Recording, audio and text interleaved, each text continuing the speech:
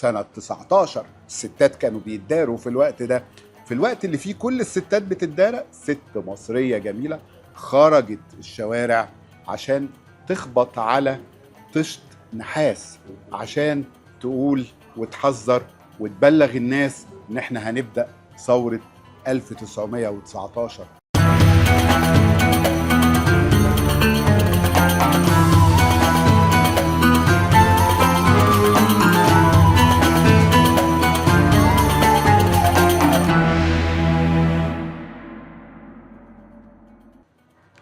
اهلا بحضراتكم في اولى حلقات الجريده الرسميه. الجريده الرسميه هنتكلم فيها عن تاريخ مصر الجميل، تاريخ مصر الحديث اللي ابتدى من اول ثوره 1919. نحكي قصه كفاح شعب ونضال شعب، ونشوف انعكاس ده على الحاضر، انعكاسه على كمان المستقبل. احنا لما بنقرا التاريخ مش عشان بس نحكي حكايات، لا، عشان نشوف ازاي المستقبل هيروح فين.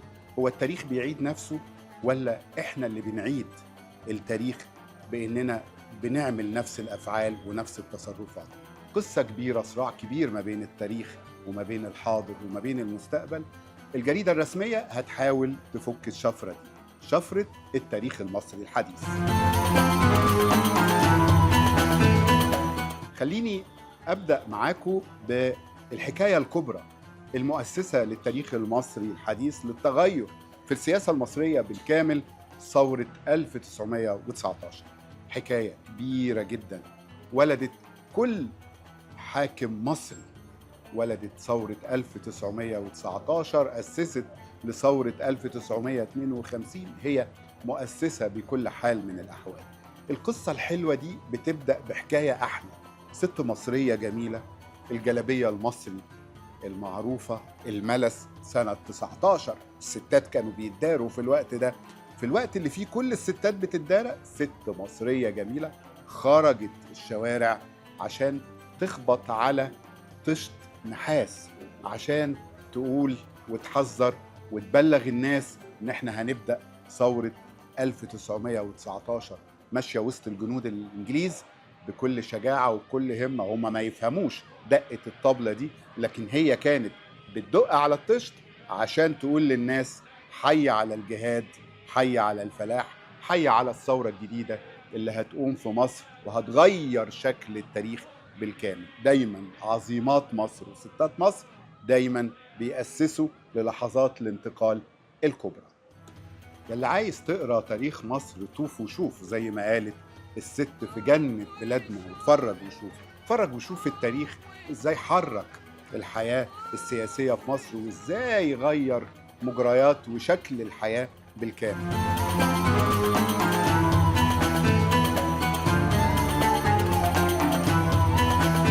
لما في ثورة 19 قررنا ان احنا نقول للانجليز كفاية وجودكم في مصر، كفاية الحماية البريطانية على مصر، ونطالب بالاستقلال للشعب المصري العظيم. دي كانت بداية حكاية جديدة فيها تقدر تشوف وتعرف بلدك اتحركت لقدام ازاي، تقرأ تاريخك عشان تقدر بعد كده تقرأ المستقبل. اللي حصل بعد ما خلصت الحرب العالمية اللي قعدت تقريبا 4 سنين، الحرب العالمية الأولى، حصل انه الرئيس الامريكي اتكلم ونادى بحق تقرير المصير للشعوب. مين التقط ده؟ التقط ده الساسة المصريين، التقط ده طبعا سعد زغلول ورفاقه. ايه ده؟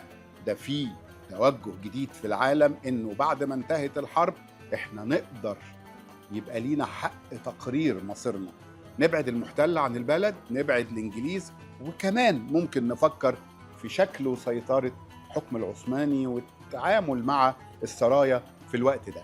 الحرب العالمية الأولى خلصت، الرئيس الأمريكي اتكلم عن حق تقرير المصير، ومن هنا اندلعت الفكرة والشرارة الأولى عشان نبدأ فصل جديد من التاريخ المصري عن ثورة 1919. من ساعة ما ابتدت الحرب العالمية الأولى 1914 لغاية ما خلصت 1918 وإحنا المصريين بندفع فاتورة مالناش دعوة بيها، لا احنا طرف في الحرب ولا احنا شريك في الحرب، لا احنا مع ولا ضد، لكن عندنا احتلال انجليزي. يعني ايه دفعنا الفاتورة؟ يعني اجراءات قمعية. يعني ايه اجراءات قمعية؟ يعني بندفع فاتورة، ندفع فاتوره صعوبات اقتصاديه، اجراءات قمعيه، بلد في حاله حرب، في احتلال انجليزي، الانجليز بيحاربوا في الحرب العالميه، فاحنا طول الوقت بندفع الفاتوره. ارهاق شديد جدا على المصريين، ومشاعر من الغضب بتتنامى لمده 4 سنين واحنا بندفع فاتوره، والقصر ساعتها ساكت ومكتفي بالحمايه البريطانيه ومفيش اي رد فعل. من هنا كانت البدايات الشعبيه الاولى، ان احنا نبدا نفكر هو احنا ليه ندفع ثمن حاجه احنا مش شركاء فيها؟ هو امتى احنا هنبقى بناخد قرارنا وبنملك قرارنا؟ امتى هنتملك بلادنا كمصريين؟ كانت الشرارة الإجراءات القمعية والأوضاع الاقتصادية اللي المصريين هبوا ضدها في ثورة 19. الإحساس الشعبي ده بالغضب المتنامي دفع القيادات السياسية إن هي تتحرك وتعبر عن الناس، وده دايما دور السياسي.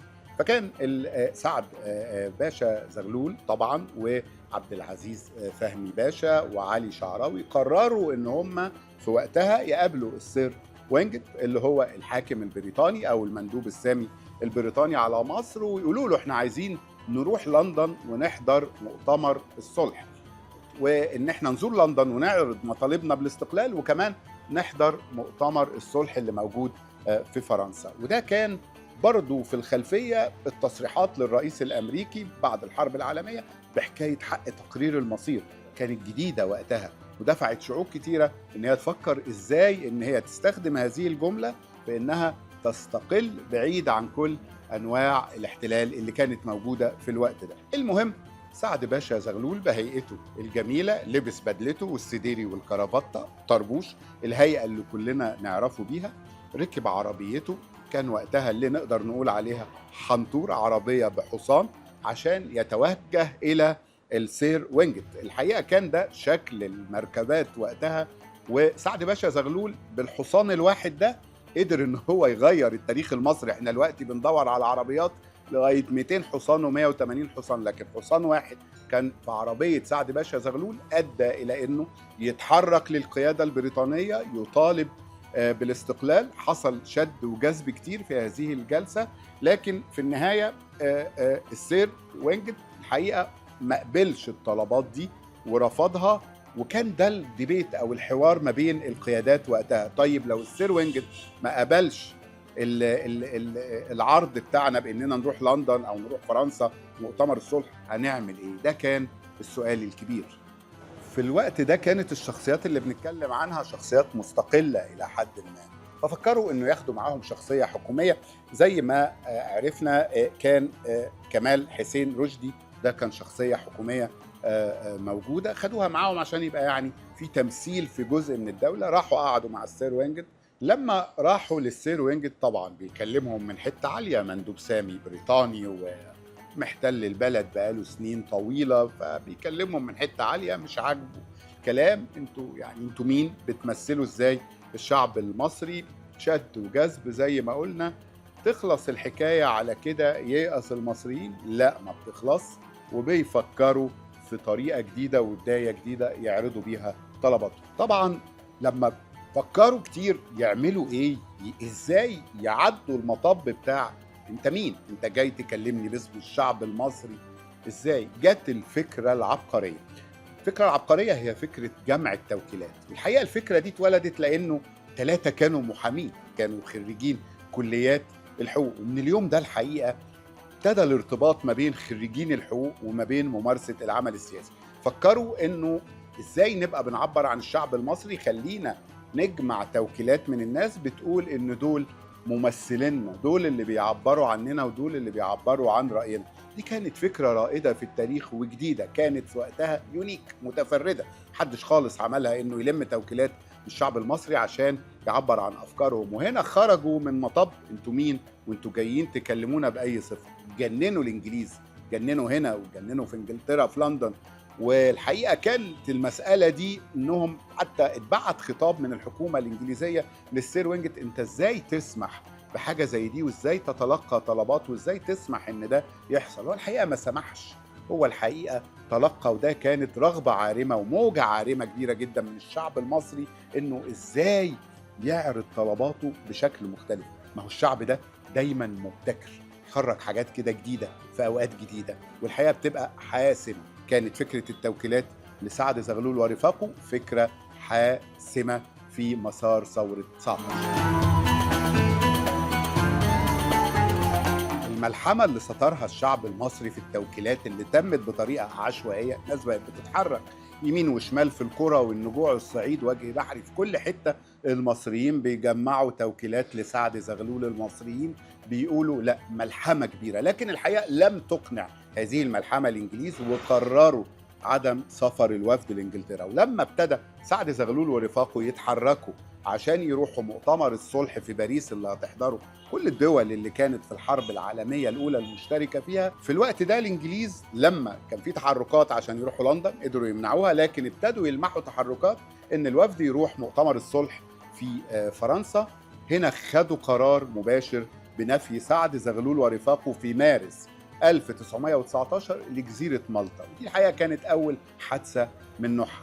من اليوم ده وشرارة الغضب الكبرى انطلقت في كل ربوع مصر، وأصبح سعد زغلول أيقونة كبيرة جدا. اتحركت التحركات في كل مكان، نادوا بالاستقلال، صمموا على أنه طلبات ثورة 19، صمموا على حق تقرير المصير، صمموا على الاستقلال التام أو الموت الزؤام، الشعار اللي اترفع من أول يوم. ومن هنا كان نقطة تحول كبيرة وبداية النجاح الحقيقي لثورة 1919 وكتابة سطر جديد في التاريخ المصري بيعبر عن كرامة وعزة المصريين.